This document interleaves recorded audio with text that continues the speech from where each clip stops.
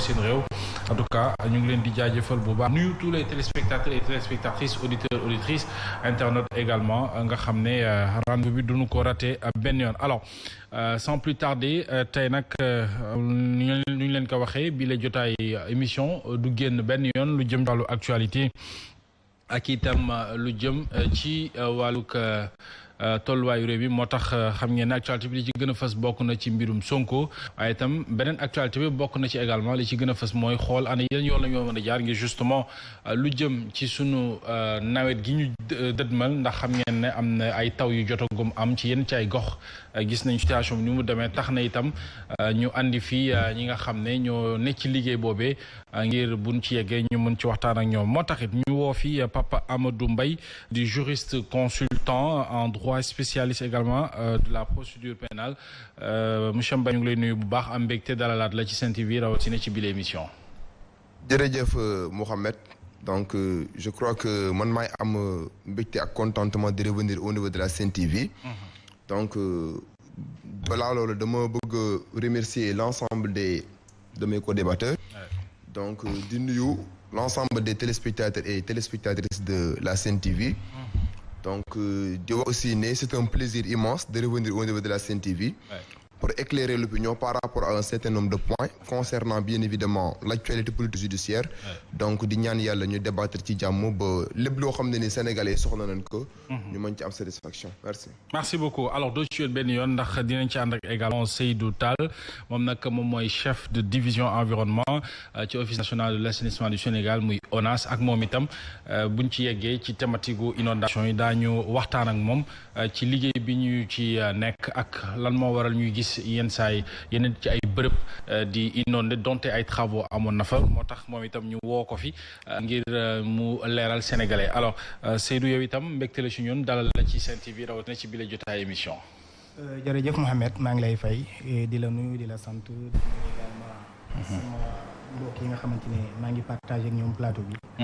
di nuyu téléspectateurs ak auditeurs yi nga xamante ne ñun ñuy teewlu jamono di ñaan yàlla waxtaan bi nga fi fas yéene amal askan wi njëriñ. ba jéego yi nga xamante ne office national de l'assainissement du Sénégal mu ngi koy déployer. ngir mu am ay njeextal ci nekkinu askan wi ñu mën ko jàpp bu baax comprendre ko te également gunge agent yi ak équipe yi ci liggéey bi ngir ñu mën a am tawféex ci nawet bi bu baax a baax a baax. très bien moo fas yéene doon sunu ñaareelu sujet muy jëm ci wàllu inondation yi daan ci gën a xuus yaatal ko ak yéen waa ONAS ci jamono jooju fekk ñu évacuer sunu premier tombe soxal actualité bu gën a fës alors Abdoulaye Mbow ñu ngi lay nuyu am mbégte retrouver la waat encore une fois ci samedi wile gaaw gi ngir seq ak yow jotaay émission les grandes gueules. jërëjëf Seydou Mohamed ñu ngi lay siyaar di la nuyu bu baax. jërëjëf di nuyu bu baax mboolem téléspectateur Sen TV. di nuyu bu baax Seydou Mbaye ñu lay siyaar baax di nuyu bu baax Seydou Tall. ñu ngi koy nuyu di ko siyaar ak Kader. di nuyu bu baax suñu xarit bu bees bi Souleymane Ba depuis marché Tilène. ñu ngi koy siyaar bu baax. mais notre ami en commun. l'homme des consensus.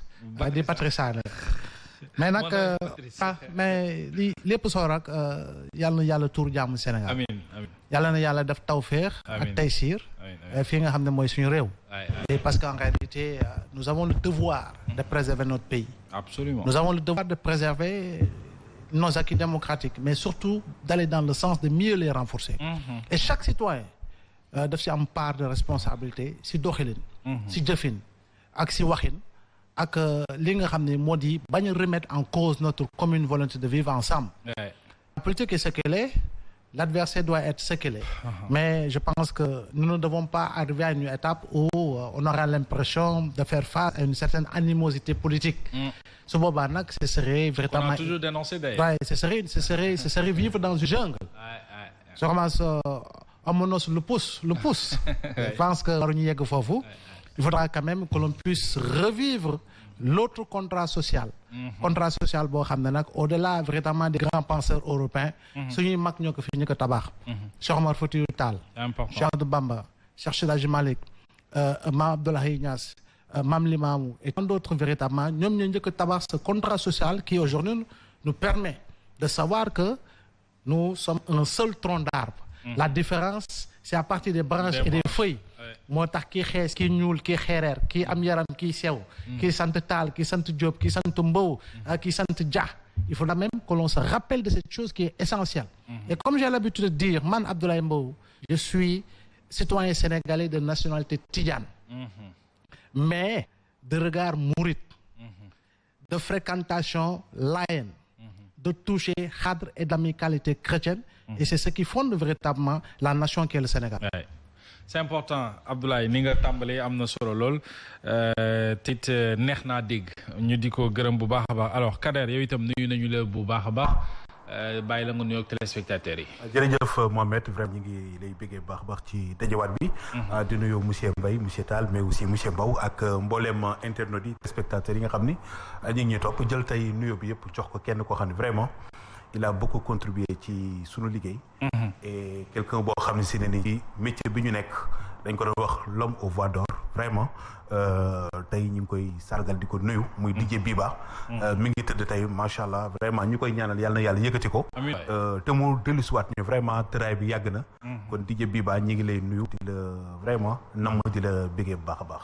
mi ngoog tey ñaari ponk rek la ñu am ci jotaay bi hormis actualité daa ñëw ci inondation yi ak Seydou Tall waaye sunu poñ bu njëkk day jëm ci arrestation Ousmane Sonko le procureur de la République qui annonce des poursuites judiciaires contre le leader du parti PASTEF les Patriotes pour 7 chefs d'accusation avec des charges lourdes on peut le dire ainsi analyse bi nag daan ci ñëw ak sunu ay chroniqueur ak invité mais dama leen bëgg a jox rek lu jëm ci chef d'accusation yooyu benn bi bokk na ci appel à l'insurrection ñaareel bi mooy association de malfaiteurs beneen bi mooy atteinte à la sûreté de l'État quatrième bi mooy association de malfaiteurs en lien avec une entreprise terroriste cinquième bi mooy complot contre l'autorité de l'État sixième bi mooy acte et manœuvre à compromettre la sécurité publique septième bi mooy vol donc muy càcc loolu mooy charge yi nga xamante ni moom la ñu retenir contre le sieur Ousmane Sonko alors yeneen info yu ñu mën a joxe également mooy après justement la conférence de presse du procureur ñoom évidemment et c'est très normal ñoom waa parti Pastef bëggoon nañu amal seen conférence de presse ñoom itam ngir joxe seen xalaat waaye siège parti Pastef dañ ko barricadé par la gendarmerie immeuble bi ñu évacué ko siège bi ñu tëj ko également donc on nous signale également que le GIGN vient de prendre le contrôle du siège de Pastef pour interdire la conférence de presse alors Papa Amadou Mbaye dañuy tàmbali waxtaan bi ak yow ñuy fàttali ni juriste nga consultant également en droit spécialiste nga ci wàllu procédure pénale alors arrestation Ousmane Sonko ak chef d'accusation yi nga xam ne gàll nañu ko ci loosam procureur bi def ci ab génn ngir évidemment éclairer la lanterne des Sénégalais en tant que juriste naka nga jàngatee yooyu les chefs d'accusation ak mbir yi ni mu tëddee. Bon jërëjëf Mohamed par rapport à cette question donc je crois que comme tous les Sénégalais on a constaté que hier donc on nous a informé le soir que Ousmane Sonko avait fait l'objet d'une arrestation. Donc il a été arrêté pour quel motif? Donc il nous a été rapporté que Ousmane Sonko a été poursuivi pour vol et pour appel à l'insurrection par rapport à une altercation qu'il a eue avec une gendarme. Maintenant yaakaar naa ne situation boobu noonu moom moo am démb. Aujourd'hui on a constaté que le parquet le représentant du ministère public dafa def li nga xam ne moom mooy une conférence de presse pour gindi Sénégalais yi par rapport ak fait yi nga xam ne tey jii moom moo amoon démb tam nekkoon lu jaaxaloon askan wi yëpp. Mais on a constaté aujourd'hui que dans sa conférence de presse procureur bi dafa établir de manière surabondante d'autres charges à l'encontre de Ousmane Sonko. mooy les 7 chefs de délit et de crime yi nga xam ne nii énuméré nga ko tout à l'heure donc mu nekk nag benn situation boo xamante ni ça s'apparente à un imbroglio juridique boo xamante ne nii parfois pour nga def ci benn analyse boo xamante ne ni analyse bu logique la bu lucide la sax c'est tout à fait un problème en tant que juriste. Puisque avant lii di am il y a des antécédents. Ousmane Sonko il faisait déjà l'objet d'une procédure donc dans son dossier l'opposant à Adji Sarr et li nga xam ne ni constaté woon nañ ko mooy bi ñu jógee ci procès boobu noonu yoon daf ko daanu le 1er juin. Donc il a été condamné par devant la chambre criminelle à 2 ans d'emprisonnement ferme mu nekkoon dans une situation de contumace. Mais la question bi nga xam ne tey jii Sénégalais moom la doon posé parce que man à première vue bi ma déggee ne Ousmane Sonko jàpp nañ ko en tant que juriste la première analyse que j'avais faite mooy là dañ koy jàpp parce que on voulait mettre fin à sa situation de contumace.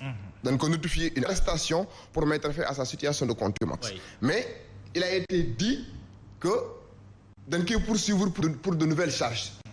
Mais li nga xam ne tey jii nii foofu noonu les dispositions légales am na lu ñu ci prévoir parce que boo xoolee les dispositions de l'article 340 du code de procédure pénale da lay wax mu ne. Lorsque l'accusé a été jugé par contumace mooy koo xamante ne nii biñ koy àtte on n'avait pas les moyens ñu dem fekk ka fi mu nekk pour ñu jël que pour le faire comparaître obligatoirement devant la chambre criminelle. Donc on avait constaté que dans la situation factuelle les autorités en tout cas au vu du jugement bi nga xam ne nii par exemple defoon nañ que le 1er juin jugé na Ousmane Sonko par contumace dañ lay wax ñu ne la à partir du moment où arrêté nga ko article 341 du code de procédure pénale day wax ne la condamnation qui a été prononcée à son encontre l'arrêt de condamnation prononcé à son encontre sera anéanti de plein droit.